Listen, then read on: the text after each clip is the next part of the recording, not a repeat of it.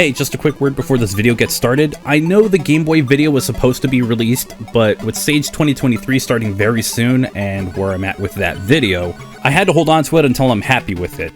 If I were to continue working on it, I would be done days after Sage starts, which would lead to me rushing out a video to get those series of videos started, which is something I don't want to do. In the meantime, I figured I could make something shorter, but keep it in my classic Mega Man marathon, even though I'm going out of order again. Anyways, that's what I wanted to update you all on, so let's get started with the video. But first, here's an ad. 2023 is shaping up to be an amazing year with great releases, and for those interested in playing those releases without any compromises, I can help you with that. Thanks to today's sponsor, Apex Gaming PCs. With the world of PC gaming becoming more and more appealing with amazing graphics, controller options, and hidden gems, you'll need a machine that can get you the gaming experience you deserve with 3 configurations that we've come up with to give you the most out of your budget. They even have some familiar names. What's even cooler is being able to save up to $250 with your order by using code GottaBeFrank. If you're interested in upgrading your gaming experience, you can check them out with the link provided below. Again, a huge thank you to Apex Gaming PCs for sponsoring today's video. Speaking of, let's get to that video. The Sega brand of consoles didn't really see too much when it came to the Mega Man titles. The Wily Wars, the version of Mega Man 8 people claim to be the best, which is something we'll get to at another time, 3 of the 4 Mega Man X titles that were also released on PlayStation, and the subject of today's video. What we're looking at is the only game in the series to make it to Sega's handheld, the Game Gear. I know very little about the system except for the fact that Sega is infatuated with their Sonic content on it. At least I think they do, since they tend to release these games in many compilations. Sonic Adventure DX Director's Cut, Sonic Mega Collection Plus, and Sonic Origins. I ain't paying $10 for that in one character. Anyways, the work of this game was outsourced to Freestyle, and it was published by US Gold. Can I point out the fact that this is a British publisher named US Gold? To add to that, this game was only released in the US, making it a rather expensive title, with the lowest I've seen it going around $230 US. So, is this a stupidly expensive hidden gem, or did Capcom see something that made them reconsider releasing it to the rest of the world? Let's find out. The game uses an abridged version of Mega Man 4's opening, but we get the point. Wily's got an evil army of robots, and Rock, has to stop him.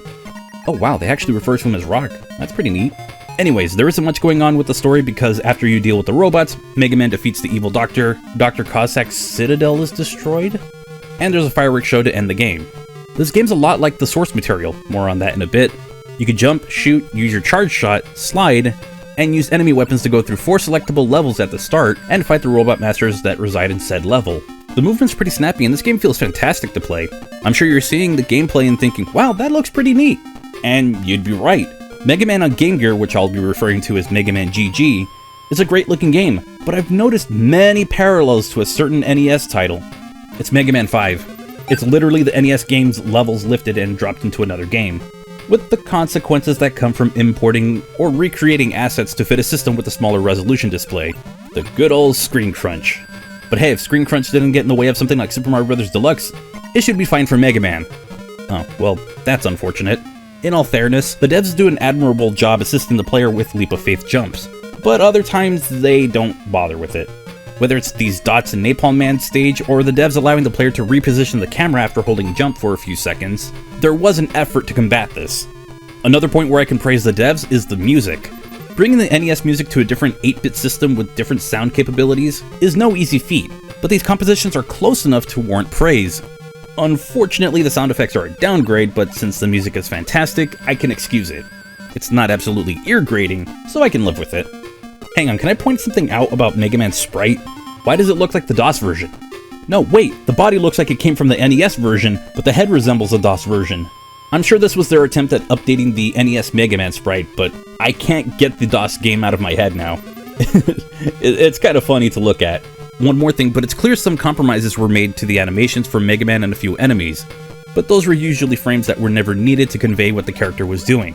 So you don't get rotating Mega Man, which is fine. Back to the game, it takes after Mega Man 2 with 2 difficulties for the player to go through.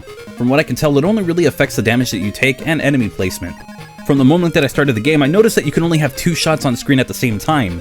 I could say how it's awful because it limits how fast a player can shoot when compared to the original source material, but considering how fast the shots can go off screen, it didn't really limit me very much. Speaking of shots, the charge shot is similar to Mega Man 5, where it's very strong and the attack covers a large area, but will be cancelled if you take any damage while charging it. I can't say much about the main levels as they've taken simpler levels from the source and dropped it into this game. It's solid, and the difficulty really comes from forgetting a set of spikes or pit from the original, but if you've played Mega Man 5, everything is very familiar. It can also be a little easy to be overwhelmed by flying enemies or the Tigers and Napalm Man stage, but that was also in Mega Man 5, so there's nothing new. With the use of other weapons, navigating the game could be even easier. Something I can credit the game for doing is making the stone weapon a bit better since it starts closer to Mega Man. Thanks, Screen Crunch. Hey, while we're talking about weapons, what's with these names? Instead of the Star Crash, Power Stone, Napalm Bomb, or the Flash Stopper, you get the Bright Weapon, Stone Weapon, Bomb Weapon, and the Crash Weapon. That's kinda lazy. Just like the levels, the Robot Masters come from Mega Man 4 and 5, but their encounters are a bit more difficult than their original. That mixed with the smaller rooms will make you consider your positioning since it's really easy to take damage. The worst of it has to be the Bombs and Napalm Man stage. They seem to have a similar blast radius to the NES games, but in a cramped room you're more likely to take damage. Thank goodness E-Tanks are still accessible because you might need them for that fight. Aside from that, the Robot Masters can still be taken care of with the Buster alone, although the weaknesses can make quick work of them. Once you beat the 4 Robot Masters, you're on to Dr. Cossack's Citadel. Okay, so I really wasn't seeing things here.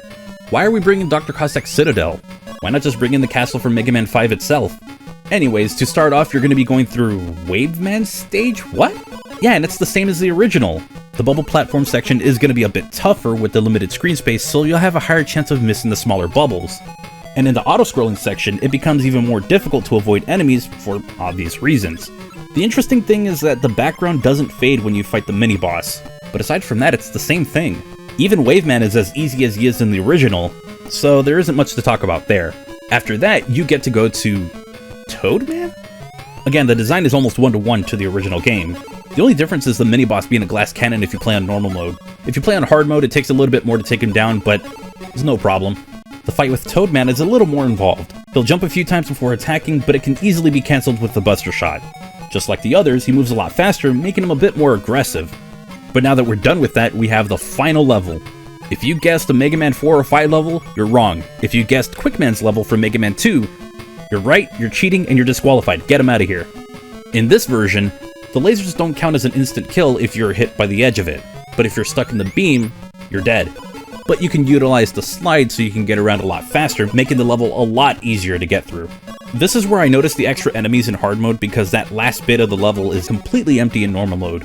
At the end is nothing because you're transported to a new level to go on and fight Dr. Wily, and it's the same fight as Mega Man 5. The only difference is that he doesn't have a weakness, so you kinda have to throw everything at him and hope it works out. The Power Stone helped out a lot, but I eventually had to end it with a Charge Buster because you eventually run out of resources. Once the evil doctor is defeated, mission perfect. Wait, are you f***ing serious? That's it? Alright, I guess I can sum it up like this. It's Mega Man 5 Lite. And I don't mean like how Sonic Pocket Adventure is called Sonic 2 Lite with its similar looking zones. I mean this is just Mega Man 5 on the go, until it decides to be Mega Man 4, then Mega Man 2, then back to Mega Man 5. For a game that uses so much of the source material, I have to say it's not the worst. I mean, think about it. Handheld consoles were made to be the answer of how can we take the gaming experience on the go? And Mega Man GG does that. It brought a large portion of Mega Man 5 on the go on decent hardware. It feels good to play, the levels are faithfully ported over, and the boss difficulty is close enough to the original. You can still obliterate Robot Masters, but they put up a slightly better fight. At the time of its release, it only had 2 real selling points. Those being the only Mega Man title on the Game Gear, and having full color support on par with the NES title, if not better than the original. At the time, I would say it's a solid release. Nowadays, the selling points don't really hold up anymore since the original games have been ported to handheld or hybrid devices, making this release obsolete. If you are curious to try it, I'd say go ahead, but if you've played the NES game, there isn't much here for you. And I think that'll just about do it. Hey everyone, thank you for watching today's video. If you've played Mega Man on Game Gear, let me know in the comment section down below, and if you own a copy, I think you're lying, but if you actually do own a copy, that's pretty sweet, because that is an expensive game. Don't forget to like the video if you liked it, and sub if you're new. The channel's been growing a lot more as of late, and I chalk that up to all of your support, so again, thank you. At this time, I want to shout out the supporters. They are the channel members and patrons for this channel, and the Chaos tier members have their names scrolling on screen right now, but I also want to give a verbal shout out to the super tier members, those being Martin YT Plays and Jimmy Duke STR. Thank you all so much for your extra support. It is greatly appreciated. You're all awesome. If you want to support this channel with a monthly contribution, you can find out how to do so with the join button below this video or at patreon.com/GottaBeFrank.